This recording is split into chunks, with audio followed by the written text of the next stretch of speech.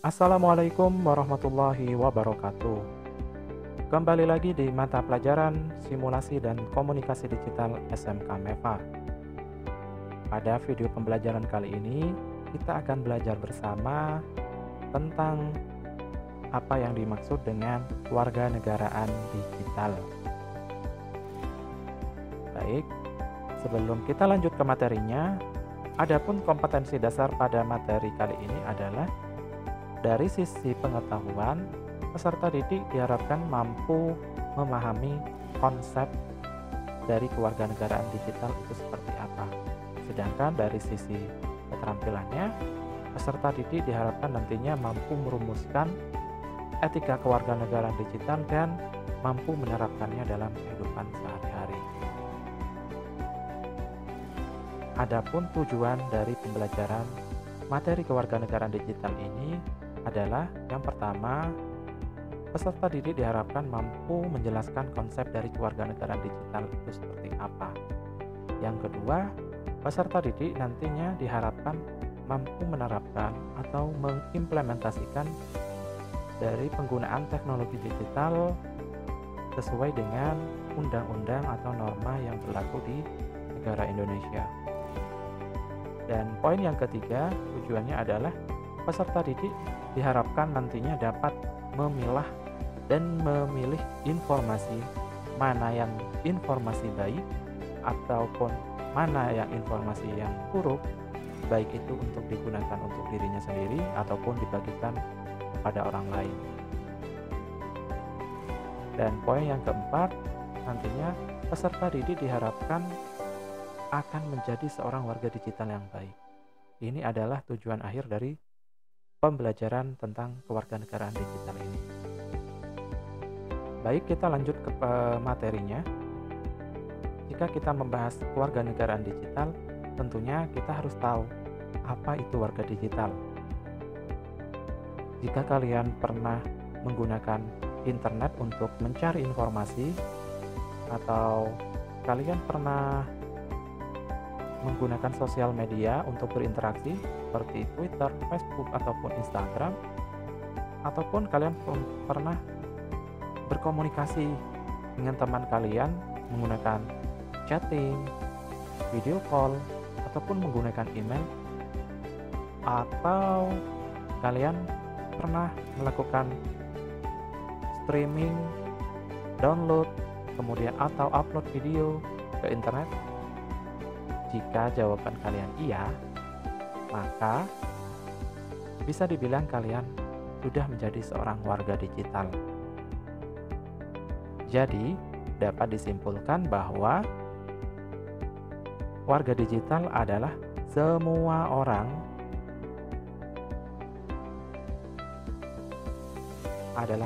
orang yang menggunakan teknologi informasi atau teknologi internet untuk melakukan interaksi dengan orang lain atau berkomunikasi dengan orang lain, ataupun bekerja ataupun berkreasi seperti itu. Sedangkan warga digital sendiri itu dibagi menjadi dua, warga digital yang baik dan warga digital yang tidak baik.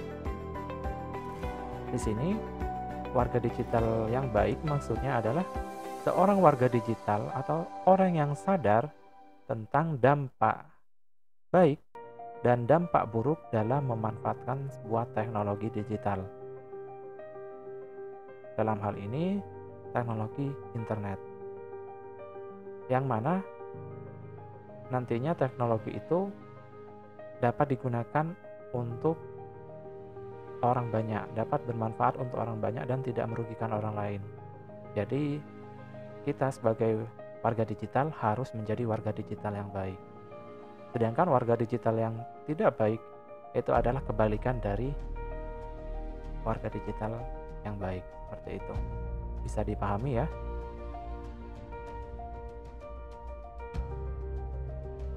Selanjutnya, jika tadi kita membahas apa itu warga digital, sekarang kita akan membahas apa itu kewarganegaraan digital. dilihat dari pengertiannya ya, kewarganegaraan digital itu bisa dibilang sebuah konsep yang digunakan sebagai pengetahuan tentang penggunaan teknologi dunia maya dengan baik dan benar, atau dapat juga diartikan sebagai norma perilaku yang tepat dan bertanggung jawab atas penggunaan teknologi. Jadi, jika kita melihat dari pengertian tersebut, kita bisa dapat simpulkan kewarganegaraan digital itu adalah sebuah aturan atau sebuah komponen atau sebuah konsep yang dibuat untuk seorang warga digital. Seperti itu. Jadi, bisa diartikan warga digital merupakan orangnya atau subjeknya, sedangkan kewarganegaraan digital merupakan konsep atau komponen-komponen yang mengatur aktivitas dari seorang warga digital seperti itu. Baik, bisa dipahami ya. Selanjutnya, kita bisa ketahui beberapa perilaku warga digital yang baik. Nah, contohnya di sini ada beberapa. Yang pertama, kita ya sebagai warga digital yang baik itu tidak boleh menyinggung pihak lain atau orang lain, baik itu dalam menulis atau membagi informasi ya digital. Jika kita ingin menulis sesuatu seperti menulis artikel atau mengupdate status ya, atau mengirimkan tulisan ke internet, kita tidak boleh menyinggung orang lain seperti itu. Yang kedua, kita tidak boleh membagikan informasi yang sifatnya privasi kepada publik. Jadi maksudnya, jika kita punya informasi yang sifatnya privat, itu jangan di-share kepada umum di dunia internet, karena nanti bisa dapat disalahgunakan oleh pihak yang tidak bertanggung jawab seperti itu ya. Selanjutnya, kita juga sebagai warga digital yang baik itu tidak boleh menyebar kebencian atau memprovokasi orang lain, apalagi menyinggung suku, ras, agama atau golongan tertentu atau syara ya. Itu tidak boleh.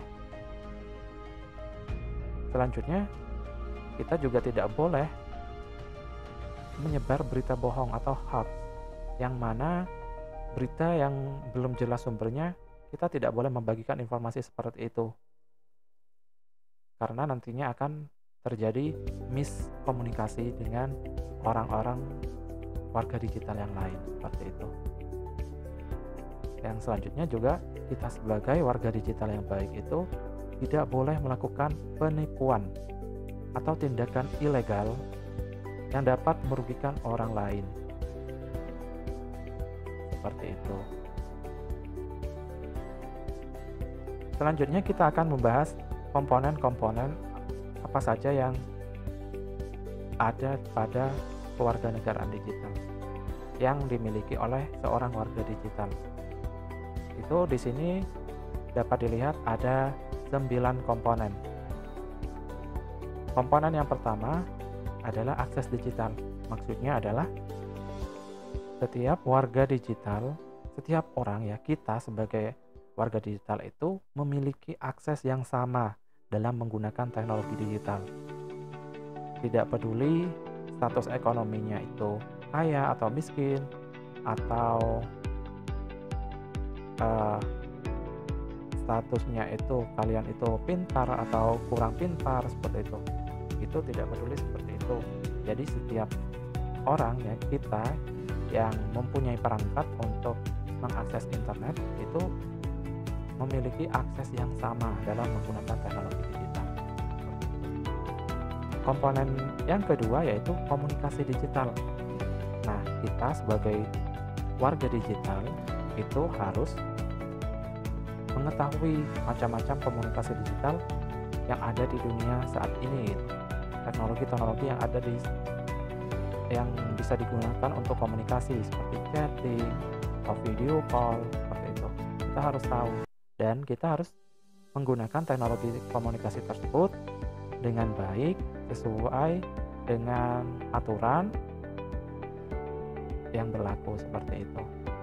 Dan yang ketiga, ada literasi digital.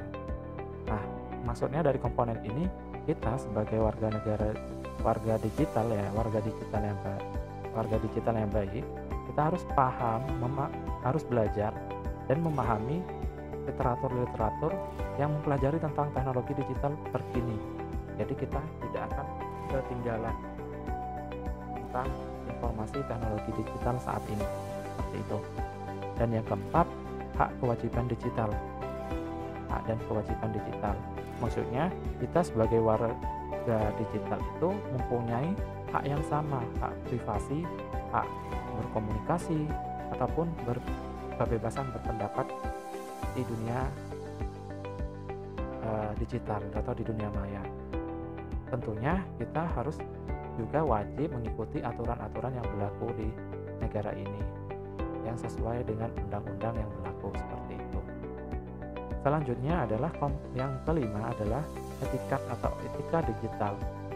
Maksudnya adalah kita sebagai warga digital harus pintar-pintar menjaga atau melindungi kenyamanan tiap warga digital yang lain, atau kita harus pintar mampu melindungi kenyamanan atau setiap orang atau hak setiap orang warga digital, seperti itu.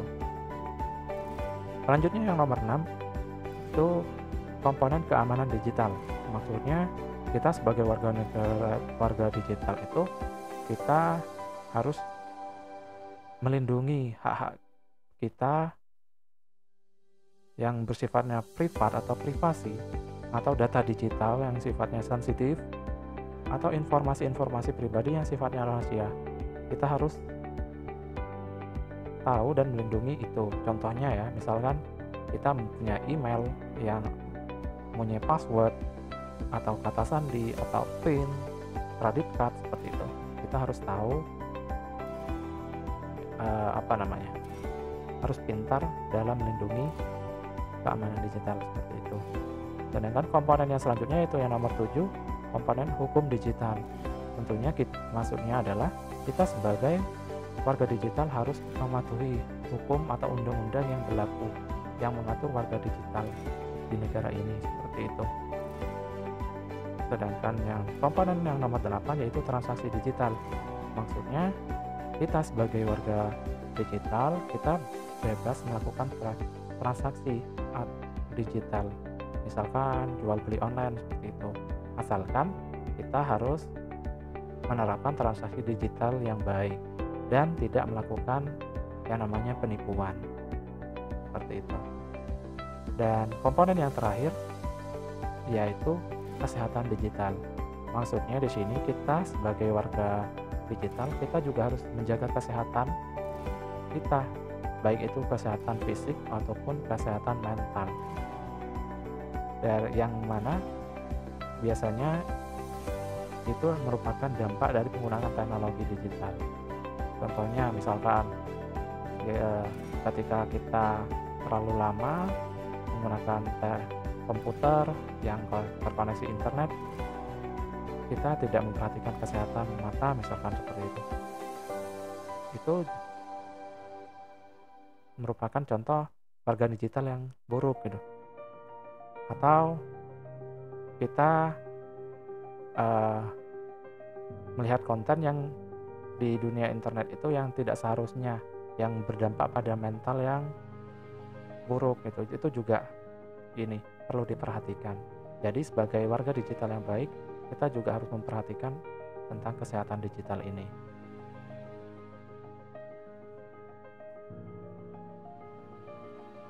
Baik, untuk kalian atau kita ya sebagai warga digital, jika ingin melakukan sesuatu atau menulis sesuatu di internet itu, atau menulis postingan, atau menulis artikel, atau menulis status atau update status di internet itu, kita bisa menerapkan teori